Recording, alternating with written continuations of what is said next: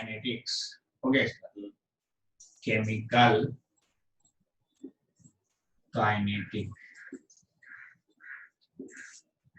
ये 12 के लिए है, 12 बुक फर्स्ट यूनिट 4, ये फिजिकल केमिस्ट्री का टॉपिक है, फिजिकल केमिस्ट्री।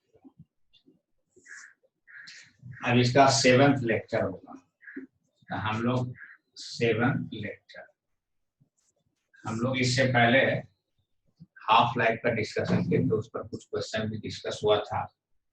अब ये हाफ लाइफ जो है टी हाफ के डैश ए इनिशियल कंसंट्रेशन n-1, यहाँ n नंबर ऑफ ऑर्डर है, नंबर ऑफ ऑर्डर, ये ऑर्डर का संख्या है। तो फॉर फर्स्ट ऑर्डर n बराबर 1, डायरेक्ट हम लोग बोल सकते हैं 1 - 1 0, टी हाफ कांस्टेंट, ये जो k है ये कांस्टेंट है, रेट कांस्टेंट नहीं है, ये सिर्फ कांस्टेंट है। हम लोग बोलेंगे so t half for first order reaction is independent of initial concentration, ये फॉर फर्स्ट ऑर्डर हुआ। अब इसी पर हम लोग, इसी फंडा पर अब हम लोग फॉर जीरो ऑर्डर बताएंगे कि जीरो ऑर्डर के लिए क्या एस्पेक्ट है, क्या आएगा आइडिया। तो नेक्स्ट एग्जांपल हम लोग लेते हैं for zero order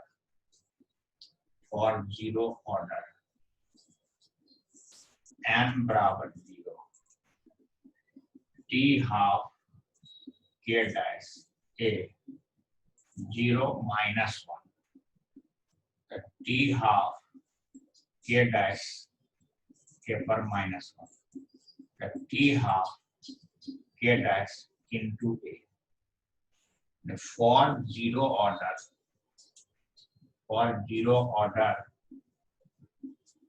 reaction,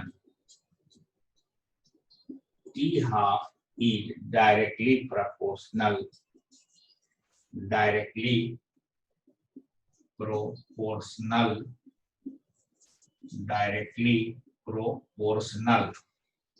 to initial concentration,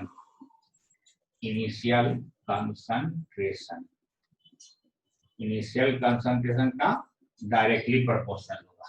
हम लोग ग्राफ जो खींचेंगे टी हाफ के डैश इंटू ए y बराबर m इंटू एक्स, ये ग्राफ जो है आपको इनिशियल कंसंट्रेशन और टी हाफ के बीच में straight line passing through the origin होगा।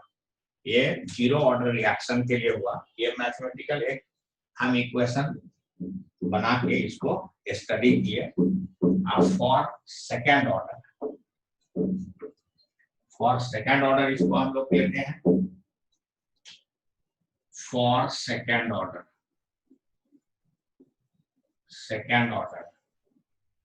n बराबर 2 हो गया।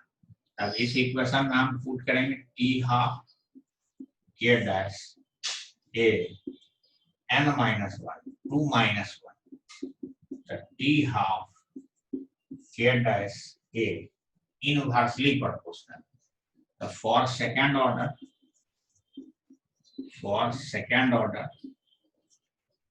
Half life time is inversely proportional to initial concentration, initial concentration का इनवर्सली प्रोपोर्शनल होगा, यानी इनिशियल कंसंट्रेशन बढ़ेगा तो टी हाफ घटेगा। इसका ग्राफ इस तरह से होगा, ये टी हाफ और इनिशियल कंसंट्रेशन के बीच में।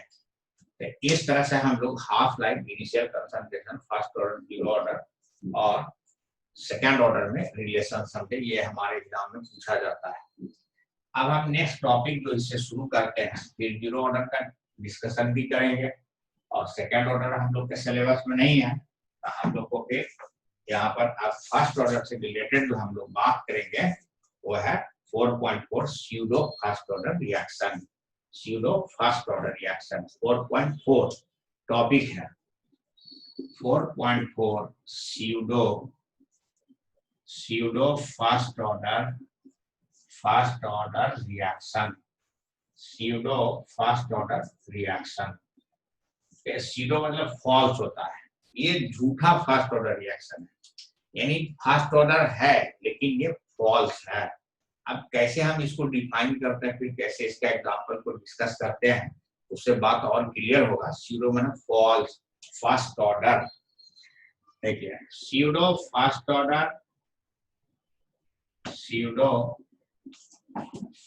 Order reaction is a bimolecular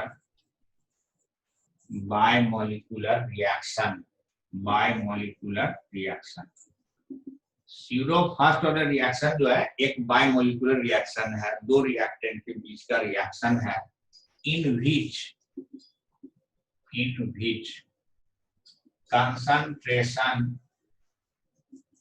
concentration of one of the reactant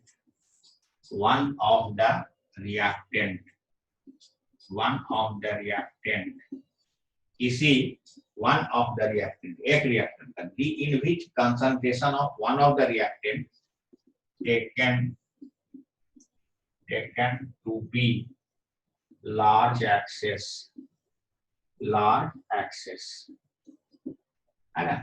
इसमें जो है taken to be large excess, कहता है कि इसमें से एक रिएक्टेंट का कंसंट्रेशन जो है बहुत ज्यादा लिया जाता है, रिमेन्स कांस्टेंट, और ये रिमेन्स कांस्टेंट, ये करीब करीब कांस्टेंट रहता है। So the rate of reaction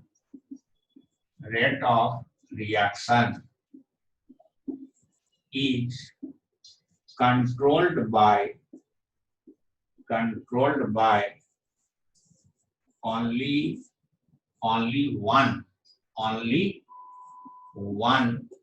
concentration term,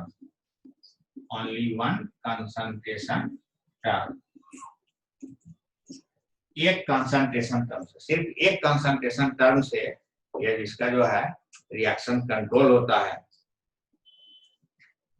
Only one concentration term, an order of reaction is 1, और इसका ऑर्डर एक हो जाता है। This is called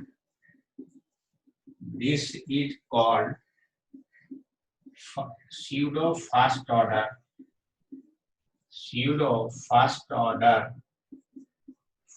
order reaction, इसी को हम लोग स्यूडो फर्स्ट ऑर्डर रिएक्शन कहते हैं।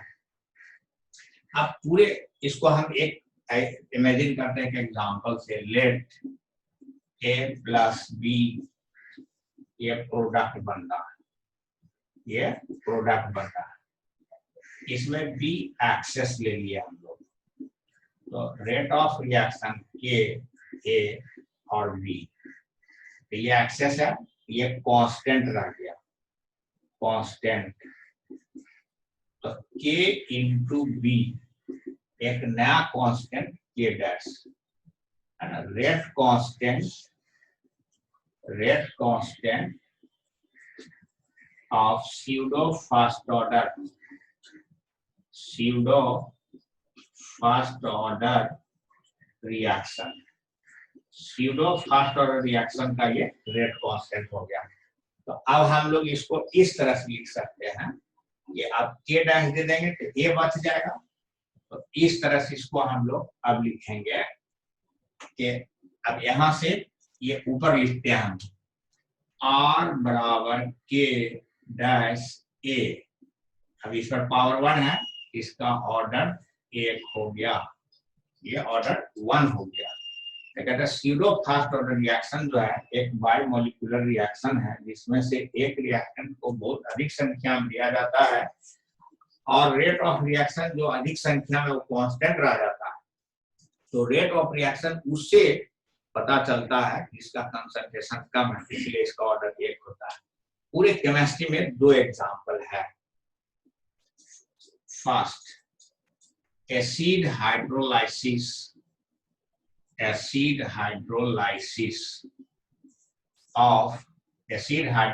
ऑफ ईस्टर का एसिड हाइड्रोलाइसिस। अब हम कोई एक ईस्टर लेते हैं CH3CO CH3 H2O, किसी एसिड के प्रेजेंस में CH3COOH प्लस CH3OH ये हो गया ईस्टर, ये हो गया वाटर। ये चीज एक्सेस है, ये एसिड बना कार्बोक्सिलिक एसिड,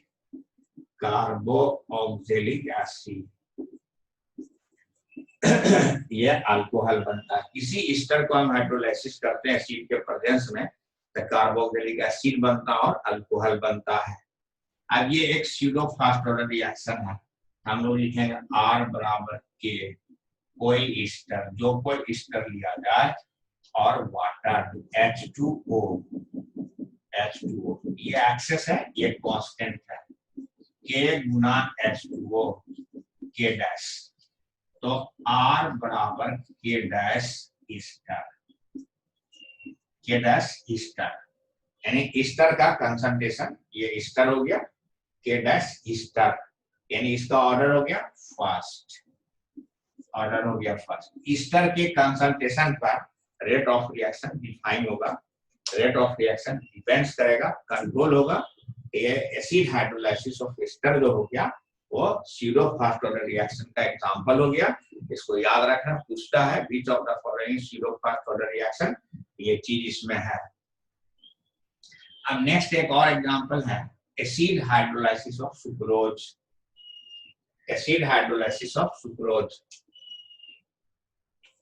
दूसरा है एसिड हाइड्रोलाइसिस ऑफ सुक्रोज का एसिड हाइड्रोलाइसिस, इसी को हम लोग एक दूसरा टर्म बोलते हैं इन्वर्सन ऑफ केन शुगर। ये इन्वर्सन होता है, रोटेशन होता है। अब हम लोग एग्जांपल लें C12H22O11 सुक्रोज है, इसका रोटेशन डिग्री एंगल प्लस होता है, डेक्सटो प्लस H2O, ये किसी एसिड के प्रेजेंस में है, H2O, ये बनेगा C6H12O6 ग्लूकोज, ये ग्लूकोज, इसका रोटेशन भी प्लस है, plus C6H12O6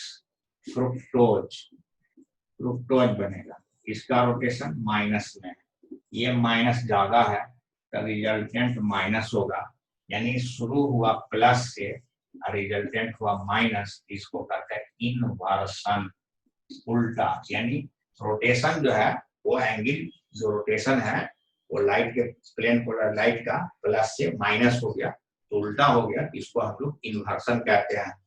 acid hydrolysis of sucrose. अब इसको हम रिएक्शन लिखते हैं, ये एक्सेस है, तो हम लोग बोलेंगे R बराबर K सुक्रोज अब इनटू वाटर, ये कांस्टेंट है, तो K इनटू H2O कांस्टेंट हो गया K डैश। अब हम लोग इसको लिखेंगे R बराबर K सुक्रोज K डैश, इसका जो ऑर्डर होगा फर्स्ट, इसलिए सुक्रोज का हाइड्रोलाइसिस क्या हो गया स्यूडो फर्स्ट ऑर्डर रिएक्शन का एग्जाम्पल हो गया। अब इसमें हम जो अभी रिलेटेड स्टडी किए हैं, इसमें स्यूडो फर्स्ट ऑर्डर रिएक्शन को पढ़ाया गया। अब इससे रिलेटेड कुछ टेक्स्ट बुक में क्वेश्चंस है, एग्जाम्पल इन टेक्स्ट, उसको डिस्कस करते हैं। एक्सरसाइज को टॉपिक कंप्लीट करने के बाद एक तरफ से एनसीईआरटी का टोटल क्वेश्चन को एकदम डिस्कस कर दिया जाएगा, सोल्व कर दिया जाएगा, कैलकुलेट कर दिया जाएगा। अब इसमें से हम कुछ एग्जांपल्स डिस्कस कर देते हैं। इन टेक्स्ट क्वेश्चन, 2 इन टेक्स्ट क्वेश्चन होगा, उसको डिस्कस कर देते हैं।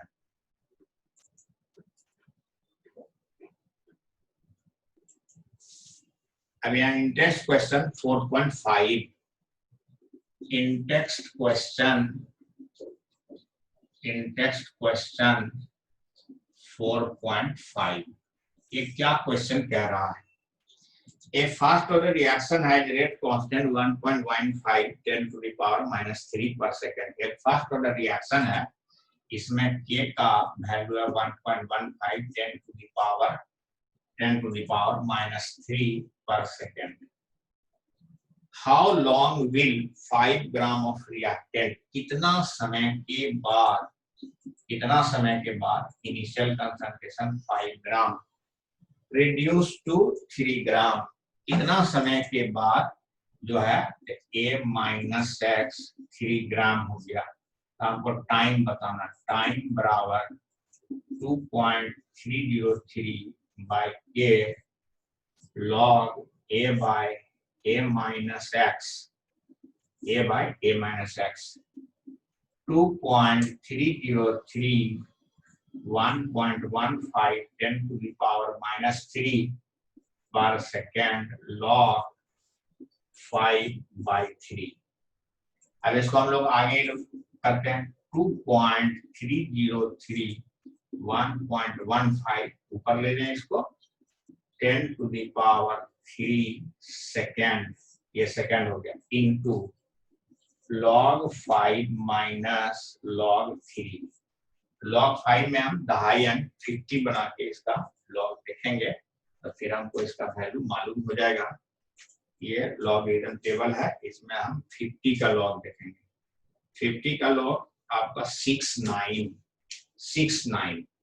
तो अब हम लोग इसको इस तरह से लिखते हैं 2.303 10 to the power -3 second 1.15 into 50 का log 0.69 minus 30 का log 47, ये इकाई अंक है तो 0.47 इसका वैल्यू हो गया। अब इस तरह से हम इसको कैलकुलेट कर लें, 2.3 बस इतना ले -3 1.15 इनटू इसको डिफरेंस करें, 9 से 7 गया 2, 6 से 4 गया 2, 0.22 into 10 to the power -3 second.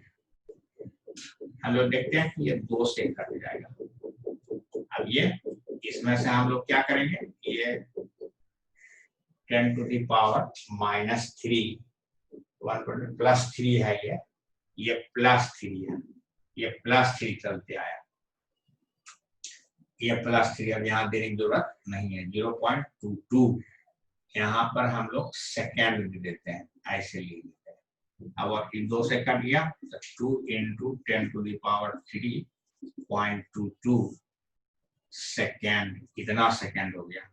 अब हम लोगों ने 44, इसको करेंगे 44 10 to the power 3 हुआ तो 44 440 सेकेंड इसका आंसर हो गया इन टेस्ट क्वेश्चन 4.5 का।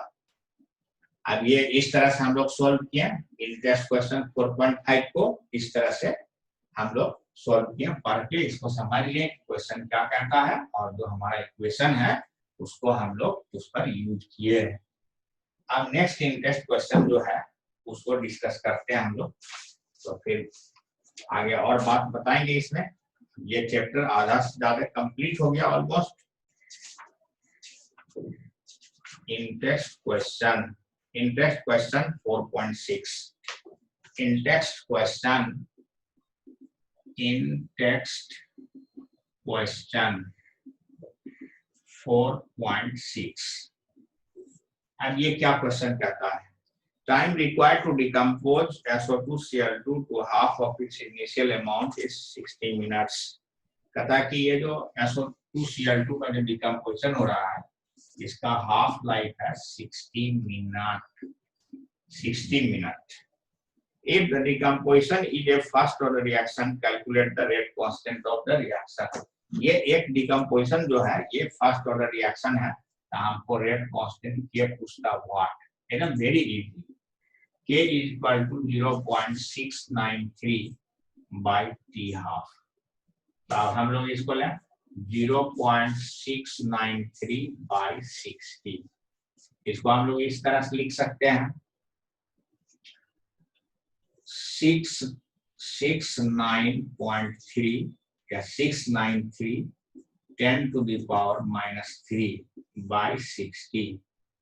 तो या हम इसको इस तरह से लिख सकते हैं यहाँ पर, हाँ ठीक है, ये भी ठीक है। अब इसको हम डिवाइड कर सकते हैं, इसका डिवीजन बहुत सिंपल हो जाएगा 69। इसको और इस तरह से लिखते हैं हम लोग, ये 6.9 by 6, एक यहाँ पर आया माइनस, एक 60 हटाया -2, इतना लिख सकते हैं